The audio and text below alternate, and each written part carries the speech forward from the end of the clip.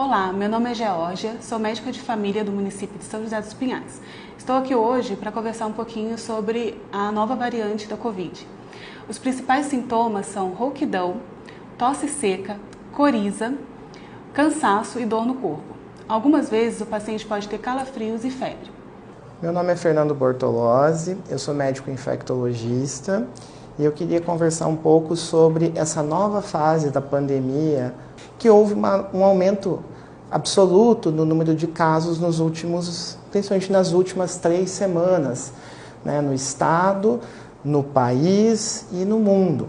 Ao mesmo tempo, a gente também vive uma segunda epidemia, que é causada por uma variação no vírus influenza, que é o vírus da gripe, que a gente já conhece há um tempo um pouco maior. A gente está tendo aí, no cenário atual, a cepa Darwin, que é um subtipo da cepa H3N2. Então, levando em conta que a gente tem duas epidemias acontecendo ao mesmo tempo, a gente tem que tentar diferenciar como que a gente vai investigar cada um desses cenários. A primeira coisa que a gente precisa saber é se esse indivíduo ele tem sintomas compatíveis com um resfriado comum, que seriam dor de garganta, irritação na orofaringe, uma coriza, uma congestão nasal e, eventualmente, tosse. Sintomas brandos, isso a gente caracteriza como resfriado comum. Quando a gente fala em síndrome gripal, a gripe, a gente pensa já no indivíduo que pode ter febre, uma dor no corpo importante, e quando isso acontece em curto período de tempo. Por exemplo, ontem eu estava bem e hoje eu já estou me sentindo muito mal. O coronavírus, ele é um vírus que pode fazer um espectro de doença muito grande. Ele pode se comportar tanto como um resfriado comum, como uma síndrome gripal e até às vezes como uma síndrome respiratória aguda grave, que leva o indivíduo a ser hospitalizado. No entanto, o vírus influenza, quando ele faz sintomas no indivíduo, ele se manifesta como uma síndrome gripal. Ou seja, se eu tenho um resfriado comum, se eu tenho coriza, congestão nasal, um pouco de dor de garganta, tosse, nesses casos, a gente vai fazer isolamento porque eu estou sintomático e vou ser testado. Quando eu tenho uma síndrome gripal, ou seja, eu tenho, além de tudo, febre, muita dor no corpo, um comprometimento mais importante do ponto de vista sistêmico, eu preciso ser investigado também pela infecção pelo novo coronavírus.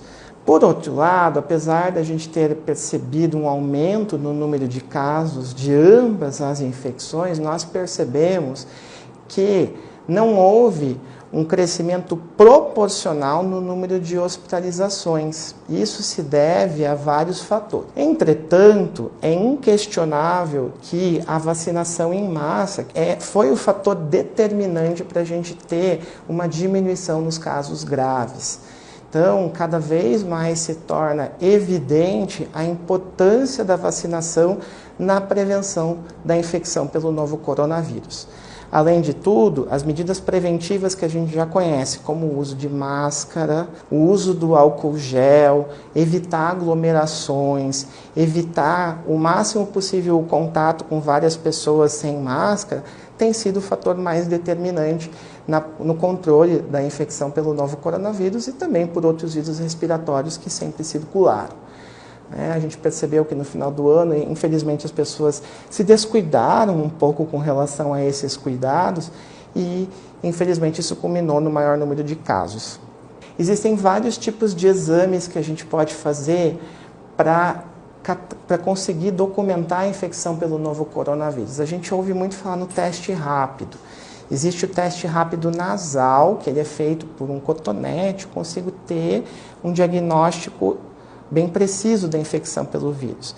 E, ao mesmo tempo, também existe o PCR. Também é um exame molecular, mas ele é um exame genético que determina o novo coronavírus nas nossas secreções. Tanto um quanto o outro, eles conseguem documentar uma infecção atual pelo novo coronavírus, desde que eles sejam feitos no período apropriado, após 24 horas, pelo menos após o início dos sintomas, até 48 horas depois.